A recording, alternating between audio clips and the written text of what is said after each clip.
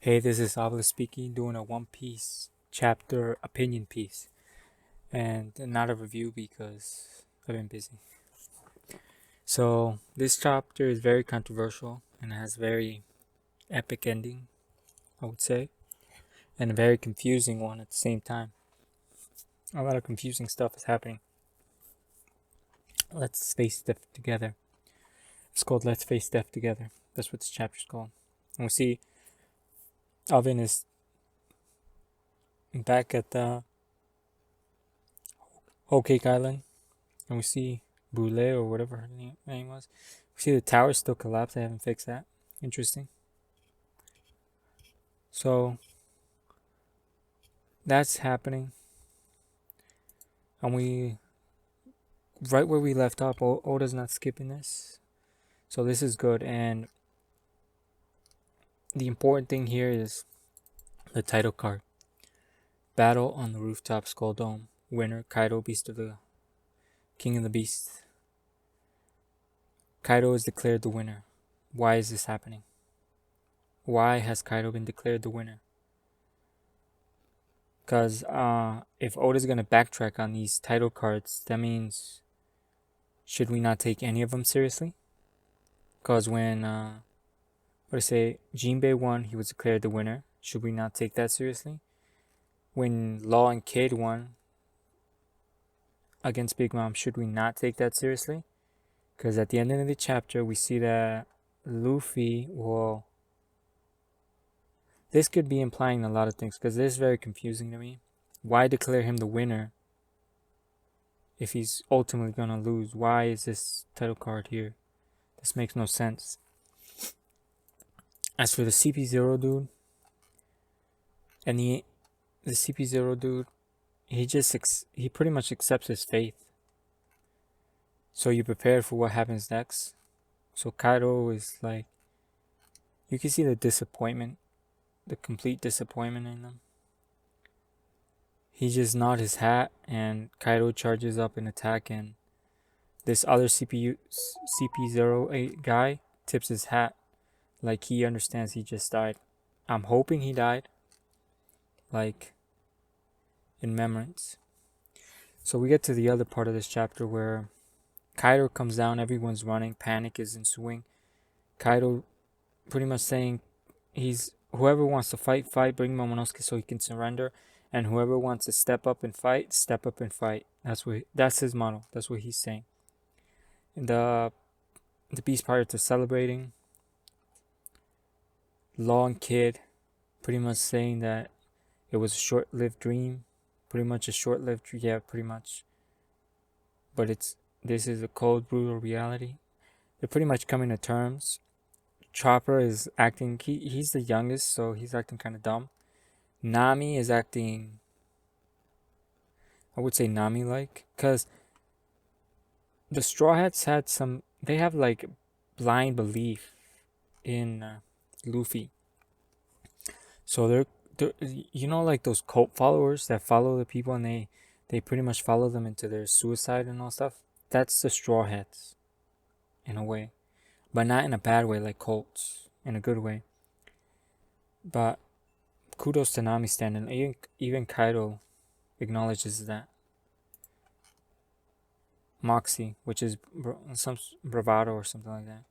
And he charges a blast breath, and Marco comes in for the defend. So is Marco gonna fight? It appears that Marco starts fighting Kaido. Get back. And Marco said something very interesting. Don't lose your composure. Not before it's all over. Luffy. And Nami is crying on the floor. Then Kaido starts sprouting some. I guess he's disappointed with the outcome and he's not happy with the outcome and he's gonna lash out with the people of Wano because of this. So he's pretty much starting, he's gonna enslave everybody, even the women and children. And this is what's gonna happen. This is what you should expect when you start a battle. This is what it means to lose a war. And people are saying, no, not my children, my wife and children. Would you, like, really?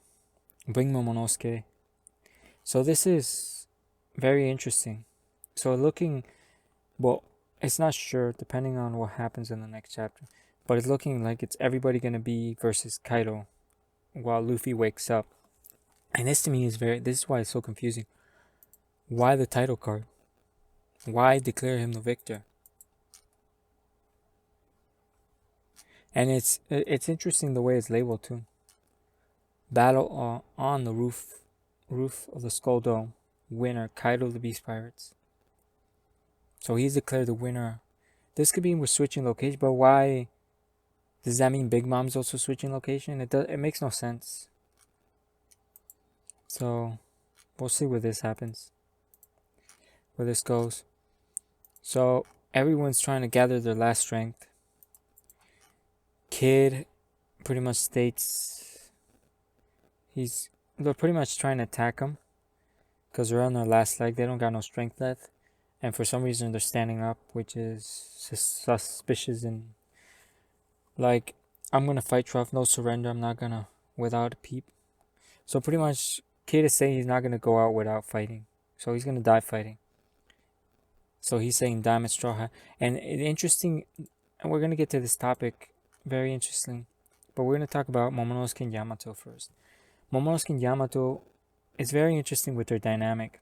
Momonosuke flat out wants to surrender and reduce the number of casualties ASAP. Yamato refuses this. Yamato wants him to follow the way of the samurai and to effectively fight until you're dead. Now my question is Kaido really going to kill Yamato? Does Yamato really bear that ultimatum on her? I'm saying she probably does have the resolve, but is Kaido really going to kill his daughter? And the answer is probably not. So everyone else dies, she lives on. So I guess in her perspective, what Kaido told her, it is kind of naive, but also at the same time, huge character development for her. It shows her resolve. It shows her resolve, and it makes her more of a candidate for Straw Hat material. And as for Momonosuke, can you really blame him? He's been a coward, and it was stated that the people of Kozuki clan were the ones who closed the country and isolated themselves because of fear of a threat from the outside world. So Momonosuke is following his inheritance. Oden is the only one to break out of the mold, and Ryoma is the only one to also break out of that mold. And this dynamic between them, it looks like Yamato actually convinces him at the end, but we don't get to see what happens because we go back to the final part of this chapter, in which is Zunisha declaring that it's been 800 years since the drums of liberation and that Joy Boy has returned. And we see Luffy grin, and in the katakana this says Nika, and I don't know why it's not translated. It's not translated grin. Nika. It's strange. But I guess grin is, I don't know. But Luffy's smiling, and he's pretty much going into some sort of Logia form. Like liquefy. His hair looks like it's liquefying. And rubber is actually based out of resin comes from trees. So I'm wondering if he's going that route, which is, for starters, how is this going to power up Luffy? Resin is, if I'm correctly, it's a pretty weak substance. It doesn't have that much. Compared to rubber, he's practically downgrading. The only property resin has is it's sticky. That's all. As for temperature, it can't withstand temperature. In fact, it ignites really quickly and evaporizes really quickly. So I don't know what Oda might get creative and really push what resin can do, but this is a total downgrade in my opinion. He should stay in rubber. This is downgrade. But Oda's gonna make it in power. Now the other part, and the most interesting part, is what's been stated. First, it was Momonosuke. I do not hear the voice of Luffy anymore. So the voice of Luffy disappears, and Kaido does presume he's dead. Law, and I guess this is based on Haki, and it looks like Law and Kid both come to the same conclusion, and they stay.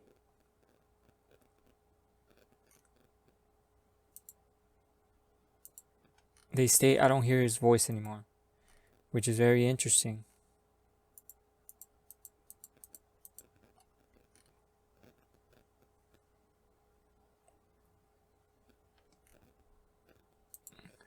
Yeah, you see, Straw Hat's voice has vanished.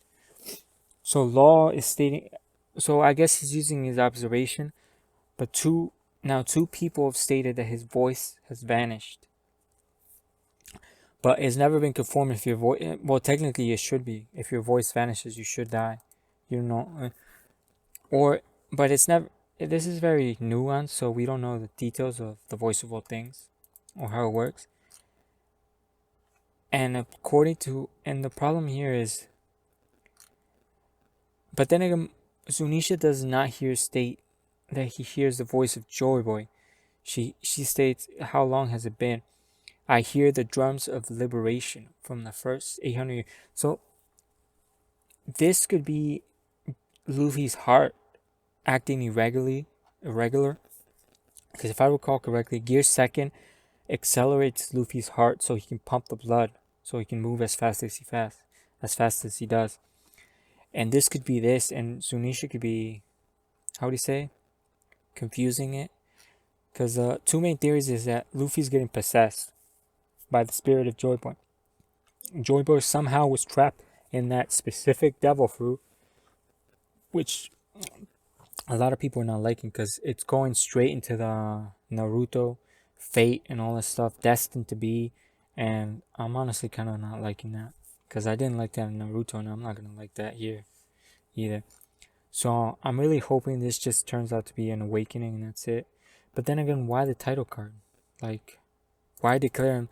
This seems like a waste. Like, why declare him the victor if he's gonna continue fighting? Like, and also this states that Yamato Momonosuke, or I guess Yamato's, has confused because Yamato believes that Momonosuke in a way is Joy Boy, but now it's being confirmed that Joy Boy is in fact Luffy. Now my other opinion is Kaido was once called or thought to be Joy Boy, and I'm thinking, potentially speaking, this could be tied to devil fruit. Anyone who has a devil fruit has the potential to become Joy Boy. That's my opinion. And Kaido couldn't, because maybe he couldn't awaken his devil. But then again, how would it say? I guess it's not just determining you earn your ability to awaken your power. There has to be another condition in order to become Joy Boy. So I think this falls into the line that every devil fruit user has the ability to become Joy Boy. Well, I think, because this is very sus that Luffy happened to eat that unique devil fruit that Shanks stole. No one ever mentioned it. Marineford, you had the most powerful people, everyone watching. No one hinted at this. No one, oh, this devil fruit special or anything like that. Only to now. And this could be that Oda's just like randomly adding stuff to try to make it believable, Luffy winning. Because I don't know. I'm hoping it's not that destiny. My hopes is this is just an awakening, and this just caused Luffy's rhythm to change. Which, because Luffy, Zunisha doesn't state anything of Joy Boy's voice, just the drums of liberation. This could be a very confusing statement. And Joy Boy has returned. So Luffy's coming back, and he shouldn't have that much time left. Because he shouldn't have Haki to begin with. So this is very confusing. And also, for some reason in this chapter, where you see Momonosuke and we see Momonosuke, can you hear it? The katana is very prominent. The huge ass katana that's right there is very prominent. I don't know if Oda's gonna do something with it, but we see it in another page. That thing is massive. Very prominent. Does it go through the island? No, I can't. I can't see. No, it doesn't. So it's a short. It's probably broken in half. But other than that, this is a good chapter. There's very confusing, and I guess Oda did that purposely. But my opinion is, I'm hoping this doesn't become a destiny thing, because this series could be going downhill from here. just like Naruto in the ending. That was just a downhill. Like, oh my god, it was just down.